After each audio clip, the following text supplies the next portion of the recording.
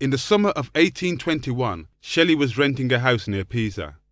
On the canal that ran behind it, he kept a little boat for exploring the waterways that still run through this fertile part of Italy. He would often set off at dawn.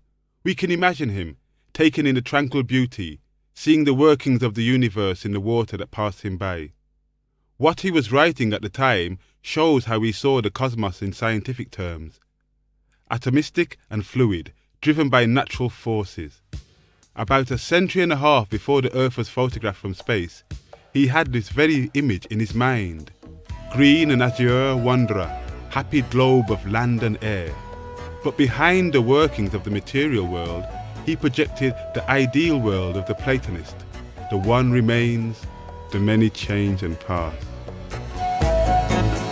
Day has awakened all things that be. The lark and the thrush and the swallow free. The stars burn out in the pale blue air. The thin white moon lies withering there. Thou paradise of exiles, Italy, a heron comes sailing over me. Worlds on worlds are rolling ever, from creation to decay, like the bubbles on a river, sparkling, bursting, borne away.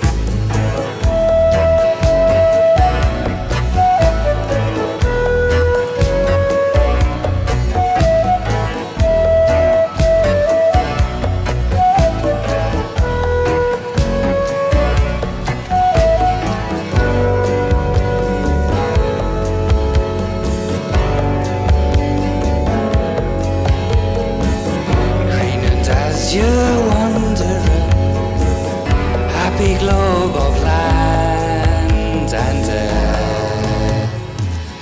The one remains, the many change and pass. Life like a dome of many colored glass stains the white radiance of eternity.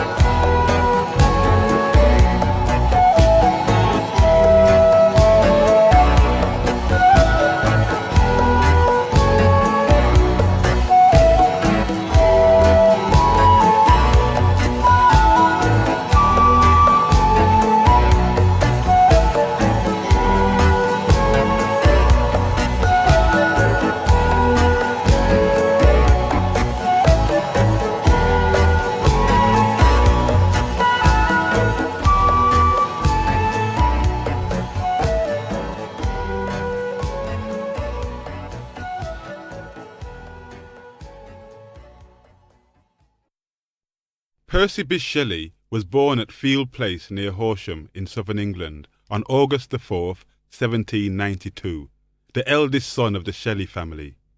Instinctively generous, he was also imaginative, telling his sisters stories of the great tortoise who lived in the village pond and scaring them with his tales of the old alchemist up in the attic.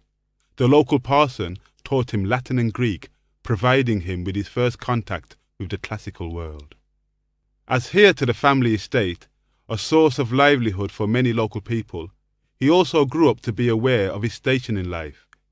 By the oak tree near the stables, he would play whist with his manservant Lucas, and if Lucas held a trump card, he would ask permission to play it. Be I to play trumps, Master Bysshe? This paradise childhood came to an end when he was enrolled in the English public school system.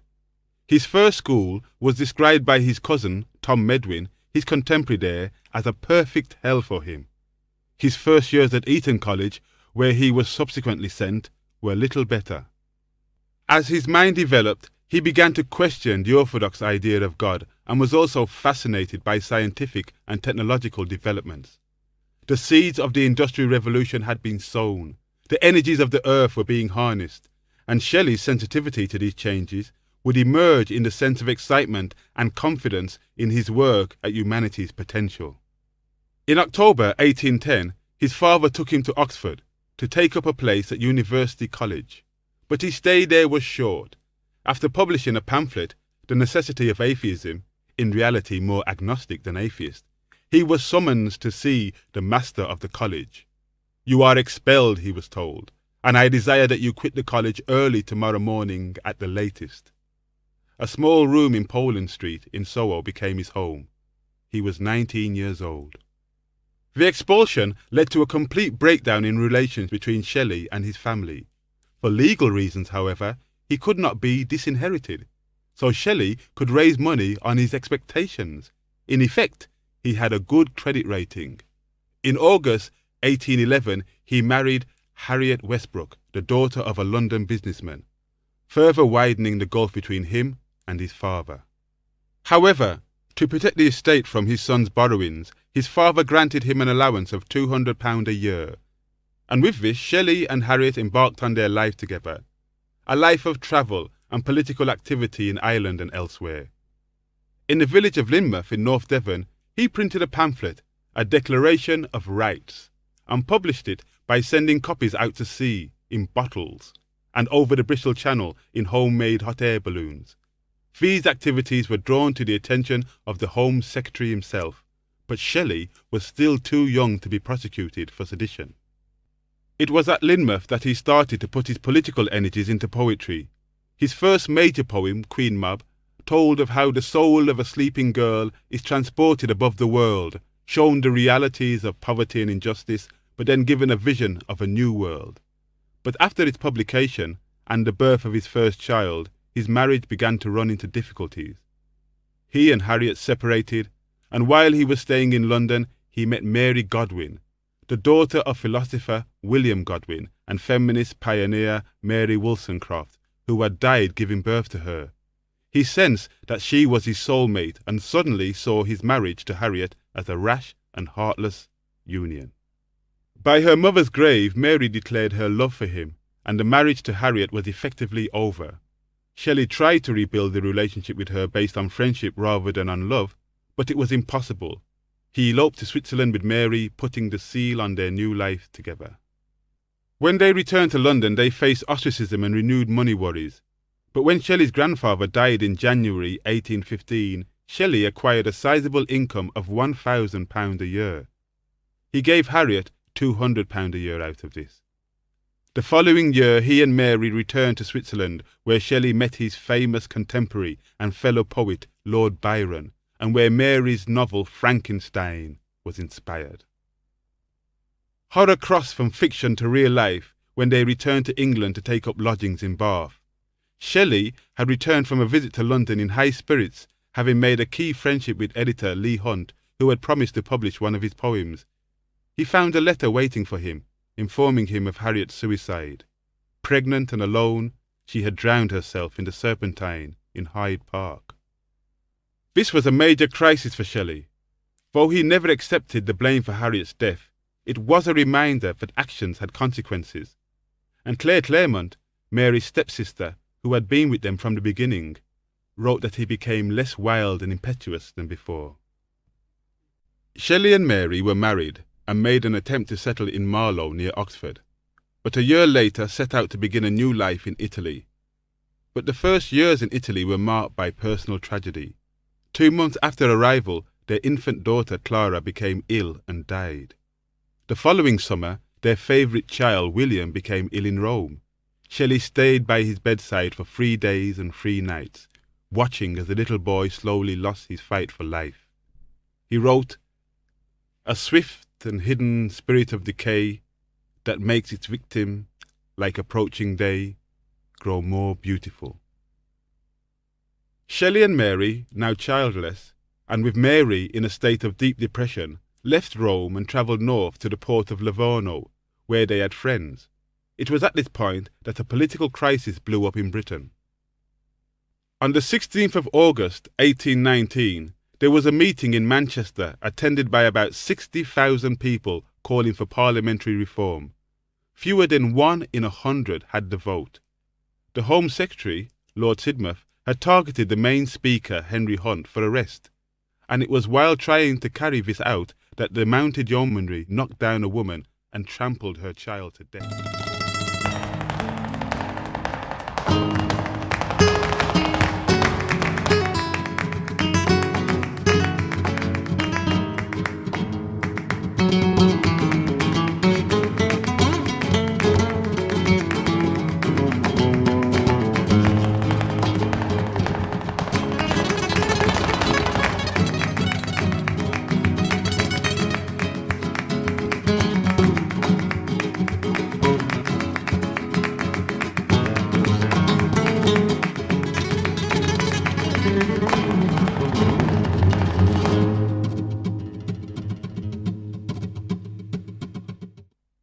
Since arriving in Italy, inspired by the light, the art, the landscape, the visible reminders of Greece and Rome, Shelley had found his creative voice in a way he had never achieved in Britain.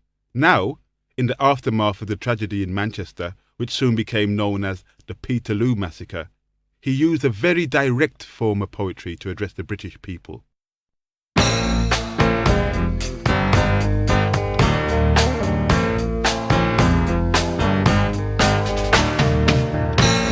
Of England, wherefore proud, for the lords who lay ye low, wherefore weave with toil and care the rich robes your tyrants wear.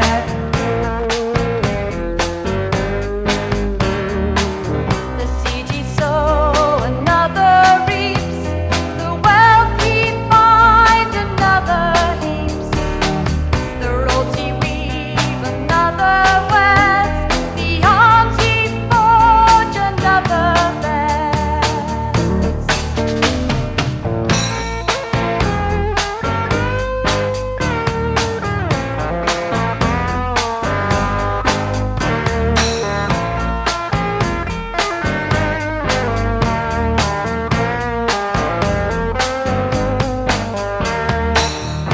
Wherefore feed and clothe and save, from the cradle to the grave. These ungrateful drones who would drain your sweat, nay, drink your blood. Rise like lions after slumber, in unvanquishable number. Shake your chains to earth like dew, which in sleep had fallen on you. Ye are many, they are few.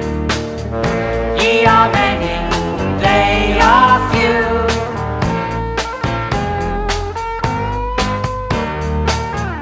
Ye are many, they are few.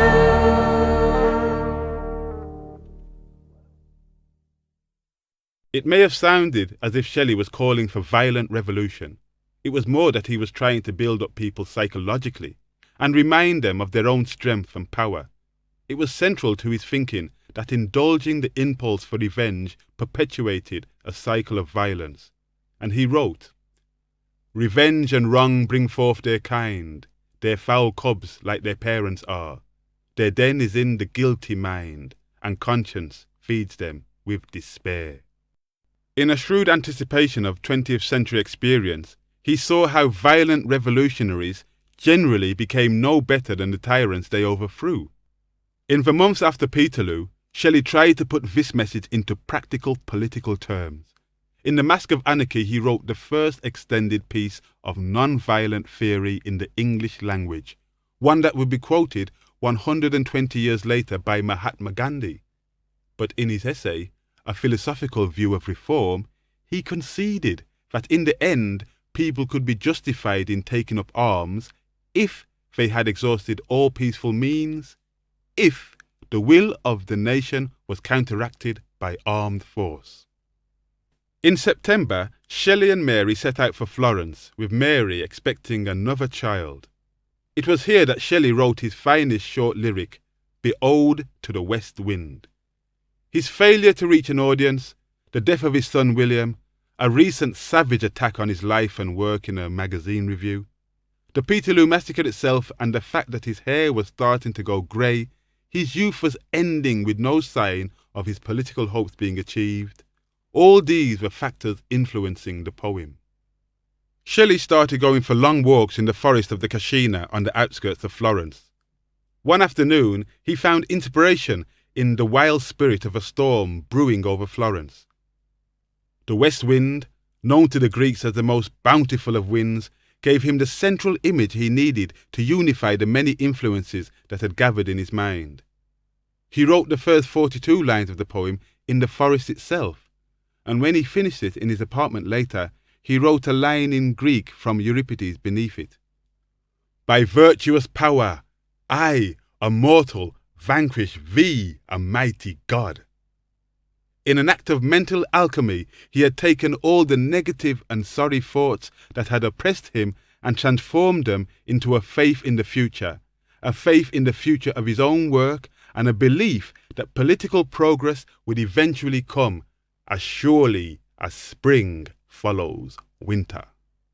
In a wood by the river Arno near Florence, on a day when the tempestuous wind was collecting the vapours which pour down the autumnal rains, the locks of the approaching storm.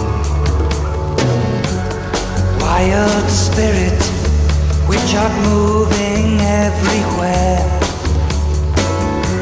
destroyer and preserver, here, oh here, a heavy weight of hours has chained and bowed one to like thee, tameless and swift and proud.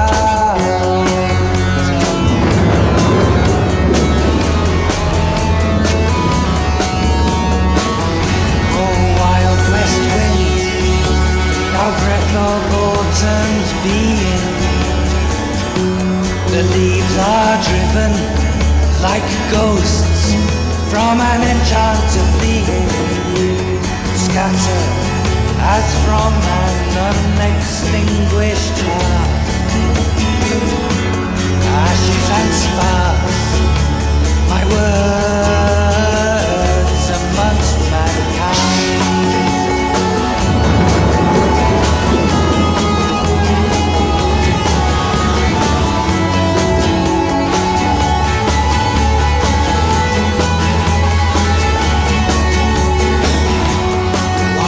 Spirit, which art moving everywhere,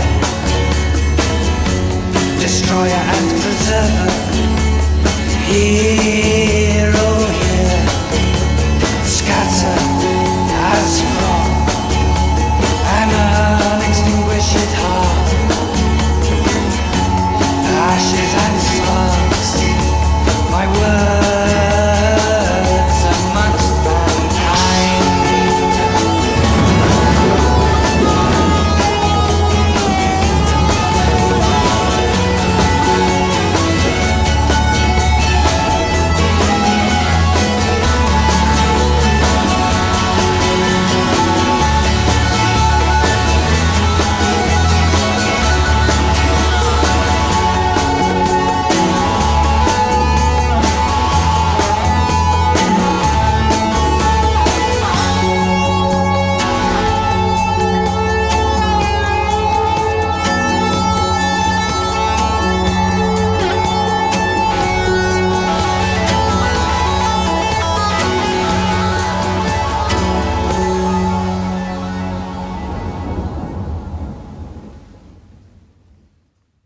The west wind gave Shelley a symbol that would permeate his work over the next 2 years.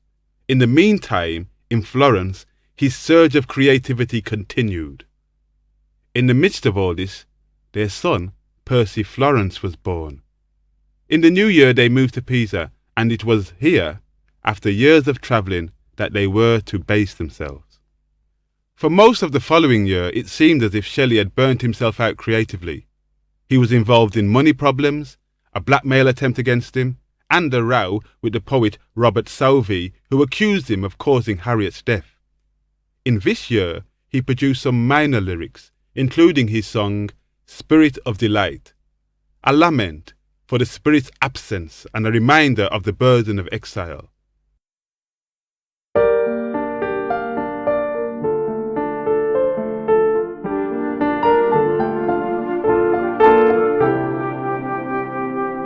Rarely, rarely comest thou, Spirit of delight.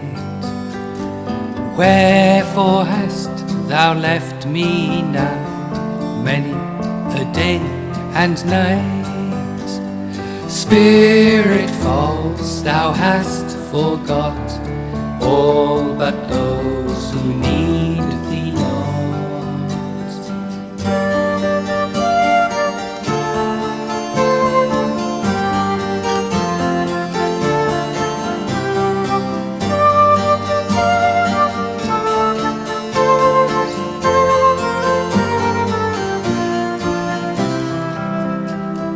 I love all thou lovest, Spirit of delight. The fresh earth in new leaves dressed, and the starry night. Autumn evening and the morn, when the golden mists are born.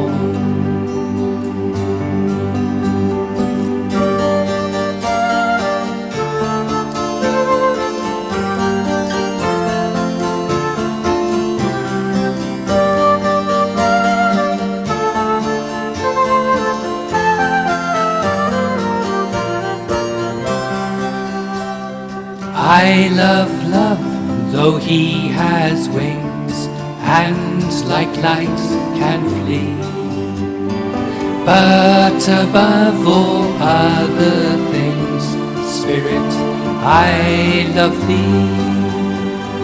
Thou art life and love, O come, make once more my heart thy home.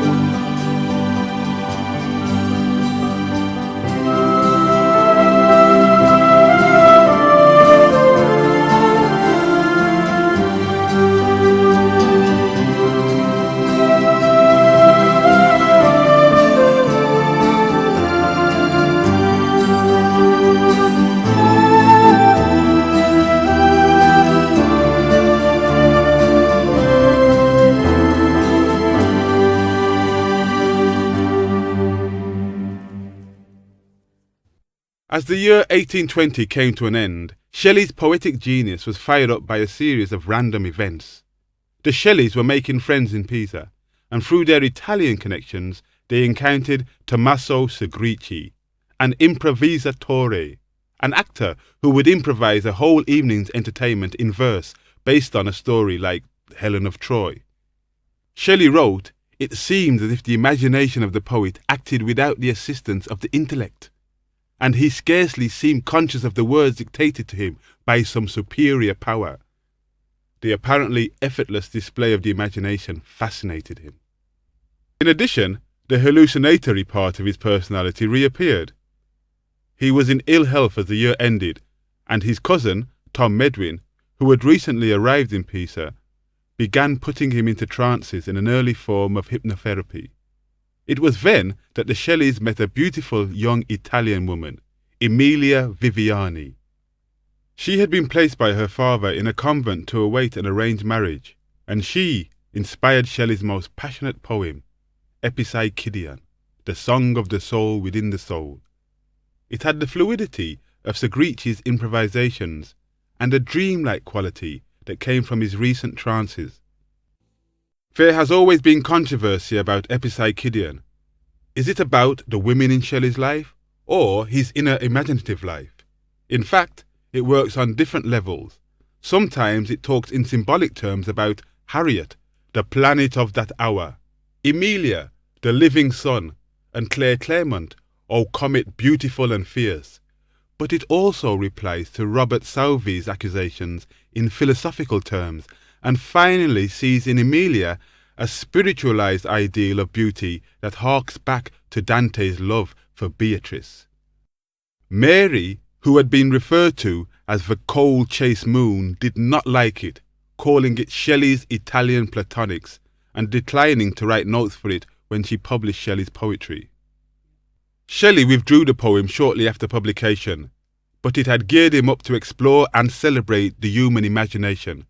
His essay, A Defence of Poetry, maintained that the imagination has a social and moral element in that it helps to create empathy between people.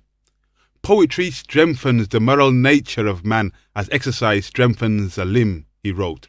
It could not, however, be called to order. Not even the greatest poet can say, I will now write poetry, for the mind in creation is as a fading coal, with some invisible influence like an inconstant wind awakens to transitory brightness. The image of the wind carried over into Adonais, his elegy for John Keats, who had died in Rome of tuberculosis. But now he sounded an ominous note about the perils of that very inspiration, seeing it as blowing the poet away from humanity and the comforting beliefs that people cling to. There is only inspiration and the memory of inspired individuals like Keats there as a guide. The breath whose might I have invoked in song descends on me, my spirit's spark is driven. Far from the shore, far from the trembling throng, whose sails were never to the tempest given, the massy earth and sphered skies are riven. I am borne, darkly, fearfully afar, while spurning through the inmost veil of heaven. The soul of Adonais, burning like a star, beacons from the abode where the eternal are. It was at this point in the summer of 1821 that the Shelleys heard from Lord Byron, then living across the Apennines in Ravenna. He was being manoeuvred out of the city by the local authorities, who feared his influence as a supporter of the embryonic movement for Italian independence.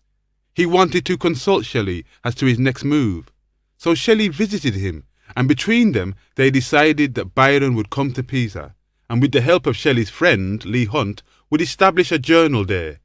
Byron's fame virtually guaranteed success, and when news of this reached Britain, alarm bells began to sound amongst government supporters.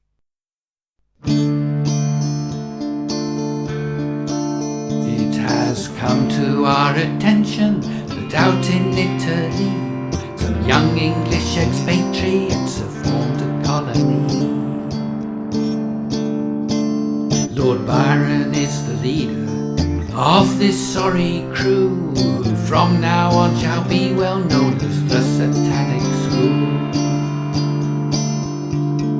I would like to see them on the Judgment Day,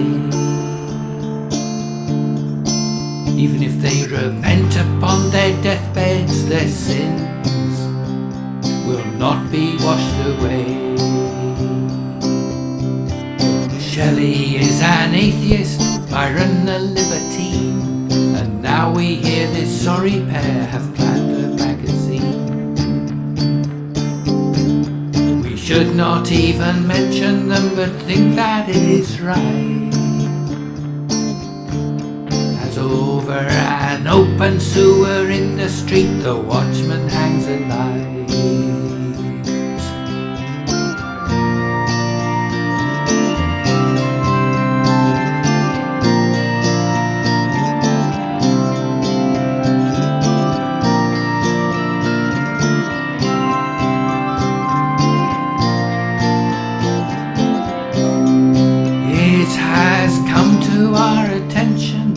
Out in Italy, some young English expatriates have formed a colony.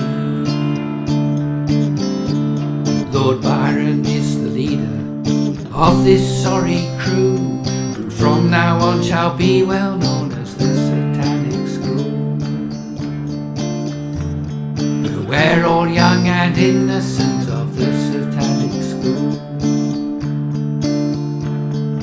We're all young and innocent of the Satanic School.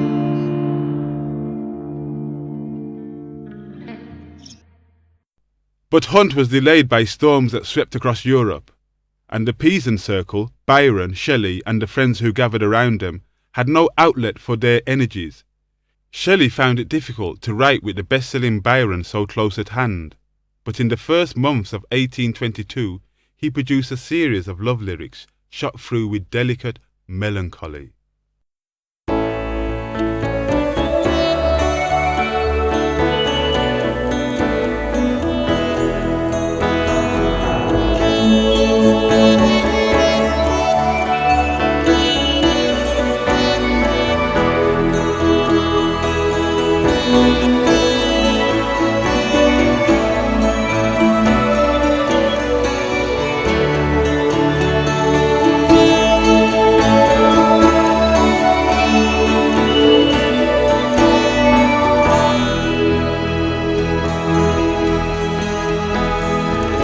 I arise from dreams of thee in the first sweet sleep of night,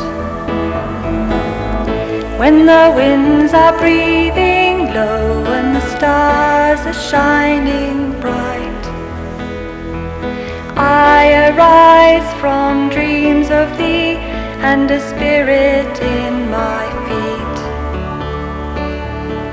has led me, who knows how, to thy chamber window sweet.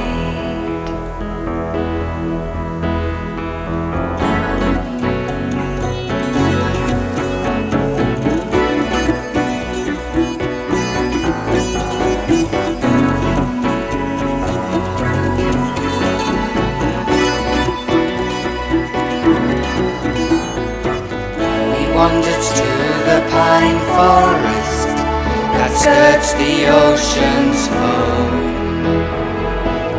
The lightest wind was in its nest, the tempest in its home.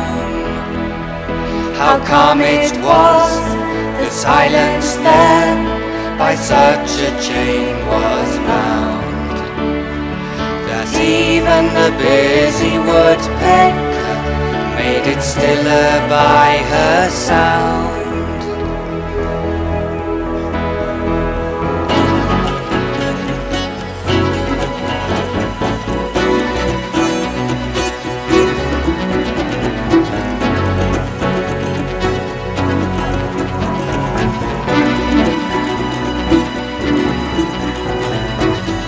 Love's passions will rock thee, like the storms rock the ravens on high.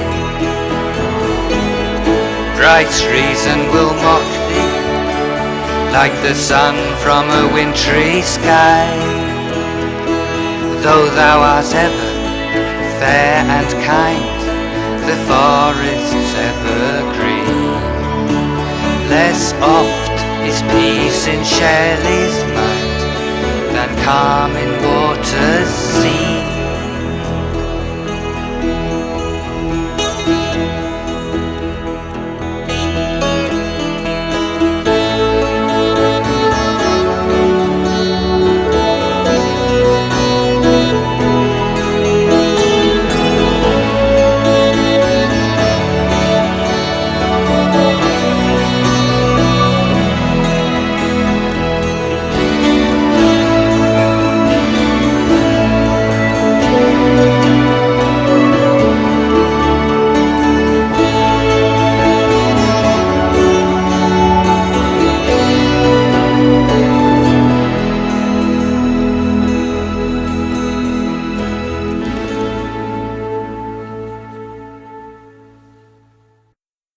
In April 1822, the Shelleys and their friends Ned and Jane Williams moved from Pisa 50 miles up the coast. Their house stood alone on the shore with the sea washing at its front entrance, giving them the impression that they were on board ship. Here, Shelley became subject to a series of mysterious experiences. It was in this potent visionary atmosphere that he began to work on his last major poem, The Triumph of Life. He uses the word triumph in the title, both in the sense of victory and in the sense of the Roman triumph, the victory parade of the conquering general, trailing a ghastly procession of slaves. He was exploring the idea that virtually no one can withstand what he called in Adonais the world's slow stain. Life itself rides the conqueror's chariot, humanity follows in chains. The poem opens with the poet sitting on a hillside overlooking the sea with the sun coming up behind him.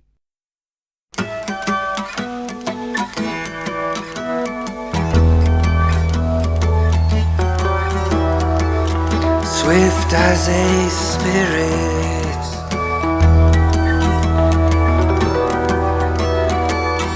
hastening to his task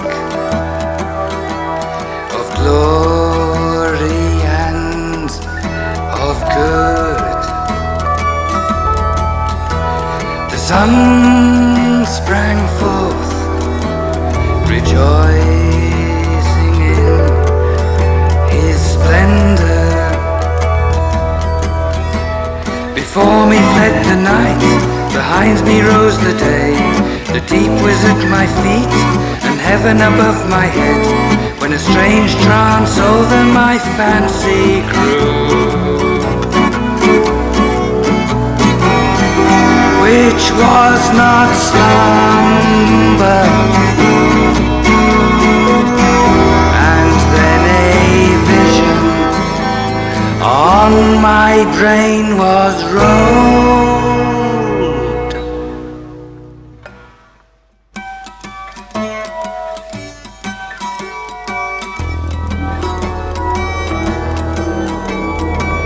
Methought I sat beside a public way,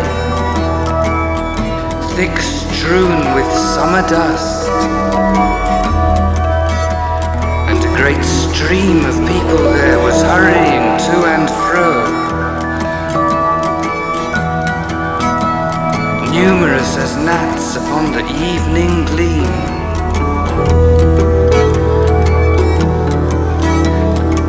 Yet none seemed to know whither he went, or whence he came, or why he made one of the multitude. Struck to the heart by this sad pageantry, then what is life? I cried.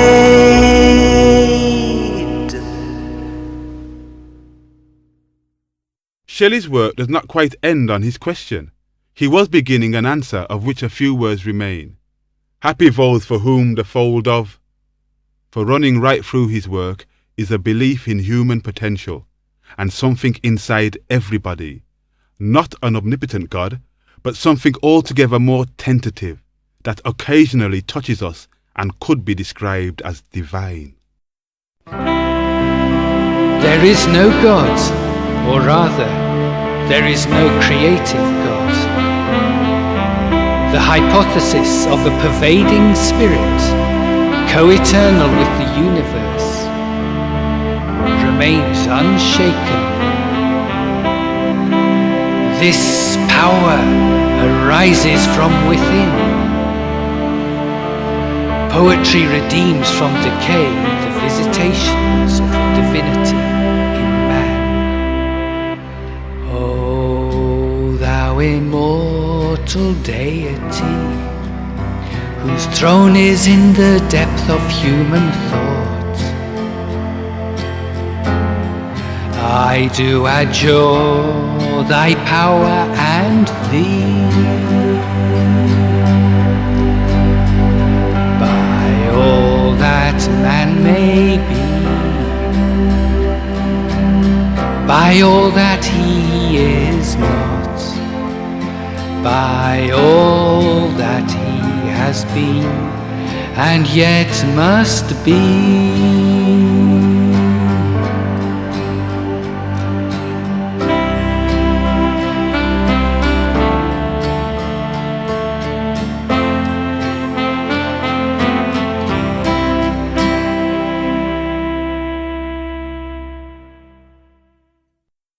Before he could finish The Triumph of Life, he was called away. News had arrived that Leigh Hunt had finally arrived in Italy and was waiting for them in Livorno. Shelley sailed down the coast with Ned Williams to settle them into their apartment in Pisa.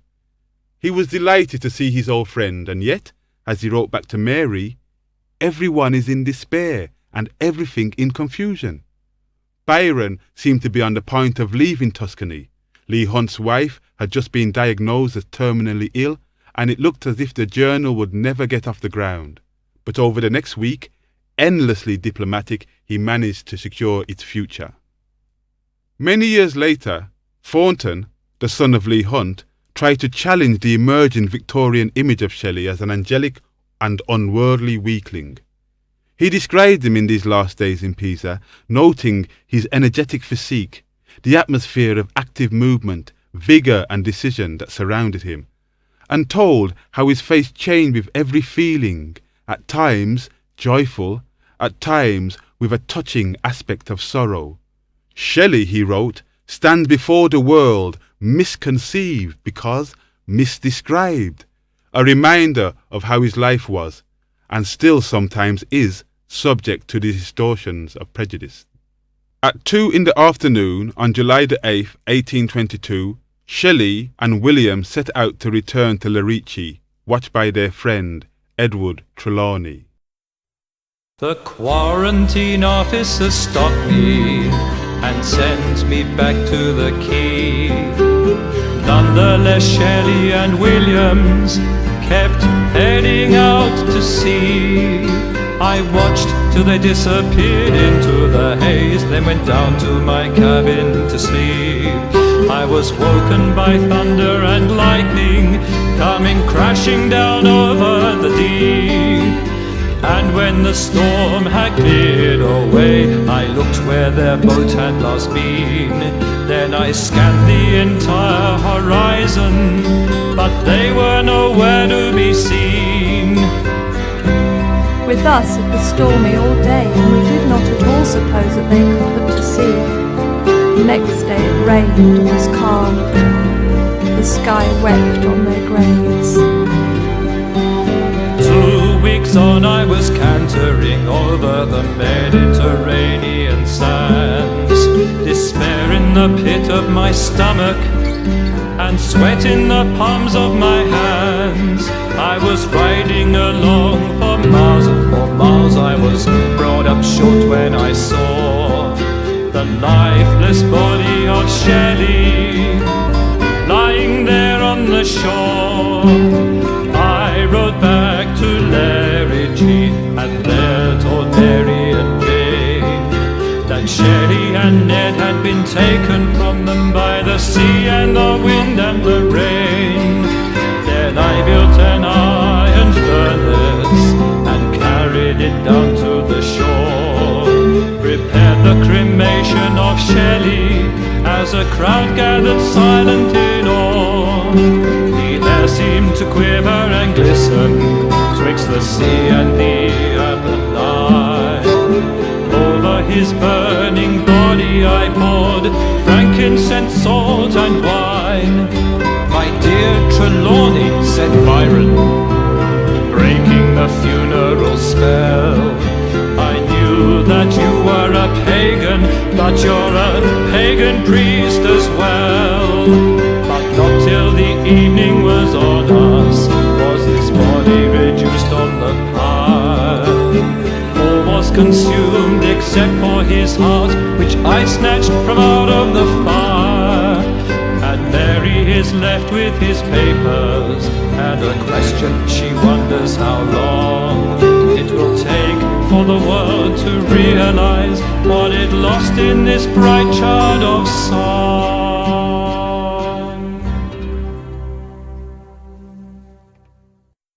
And so it was death by drowning, some 20 miles off Viareggio, that put an end to the restless search for truth that had dominated Shelley's life. He was 29 years old.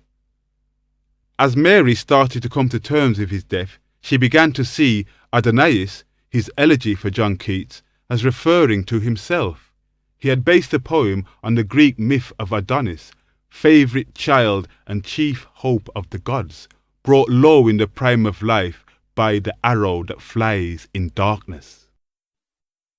He was a morning star amongst the living. Now that his spirit has fled, he shines in the heavens like the evening star. He gives his splendor to the dead.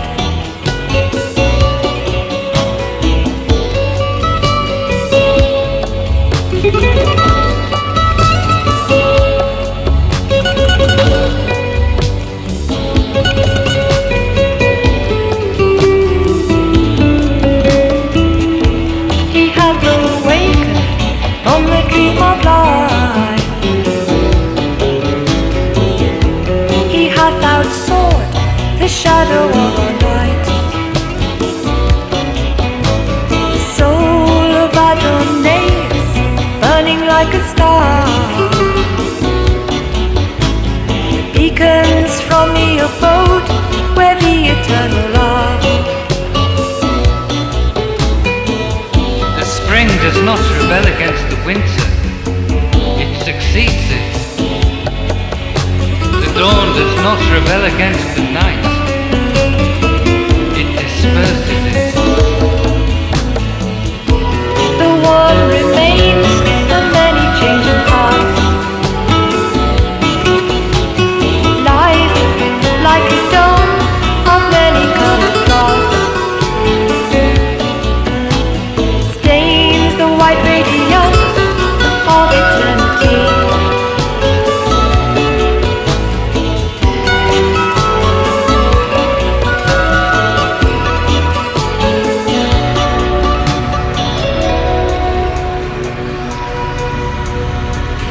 Oh wind, if winter comes, can spring be far behind? Oh wind, can spring be far behind? Oh wind, if winter comes, can spring be far behind? Oh wind, can spring be far behind?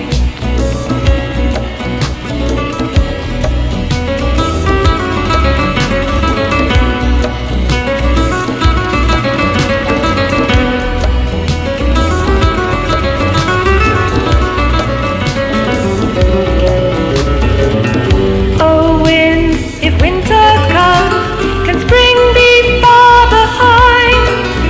Oh wind, can spring be far behind?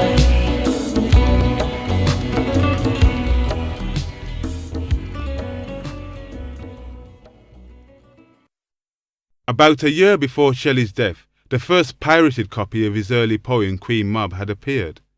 It became his big seller, going into around 30 editions over the next 30 years, circulating amongst the disenfranchised working people of the country, thrilling them with its attacks on superstition and injustice, fascinating them with its vision of humankind transformed.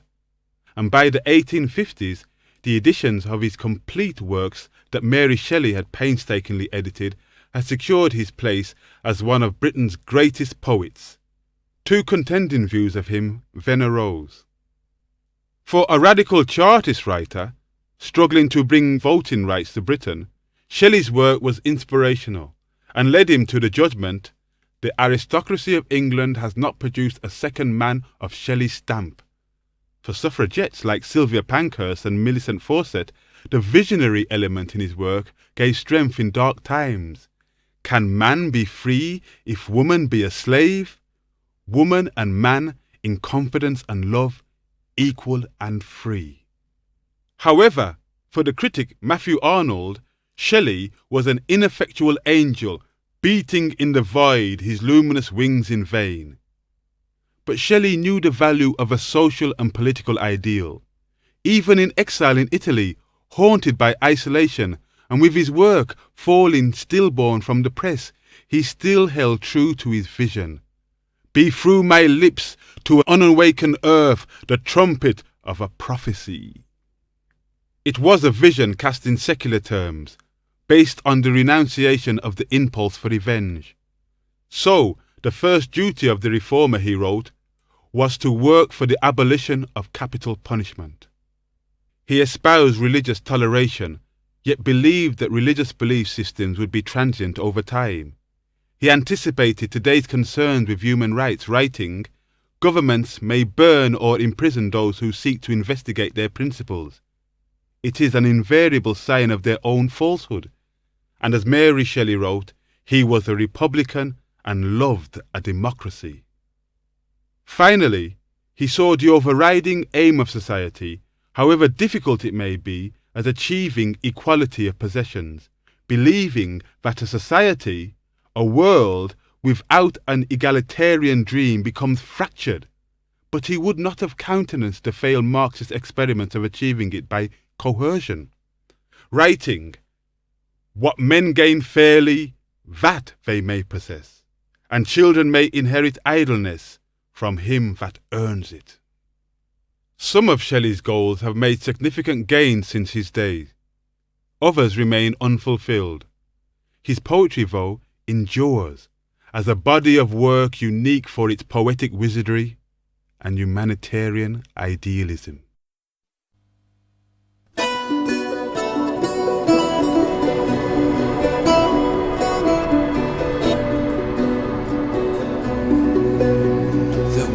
Great age begins anew, the golden years return. The earth doth like a snake renew, her winter weeds outworn. Heaven smiles and faiths and empires gleam, like wrecks of a dissolving dream. Has fallen, the man remains king over himself, free from guilt and pain. Women frank and beautiful and kind, looking emotions once they feared to feel, speaking the wisdom once they could not think, change to all, which once they dared not be.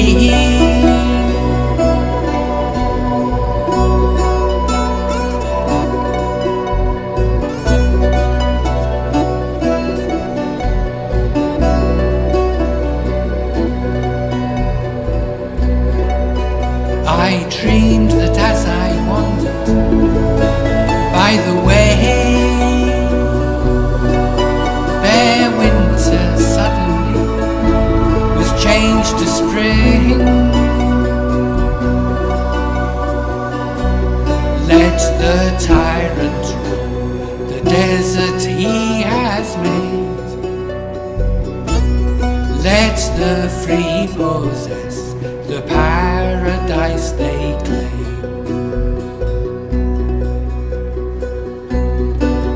Where all shall live as equals and as friends, and the world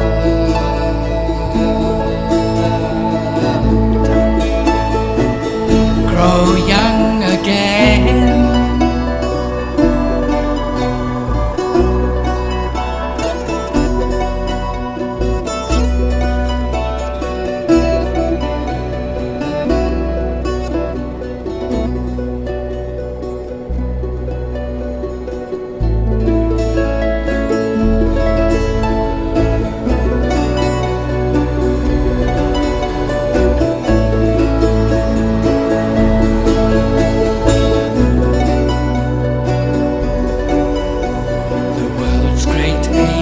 Begins anew, the golden years return. The earth doth like a snake renew, winter weeds out war.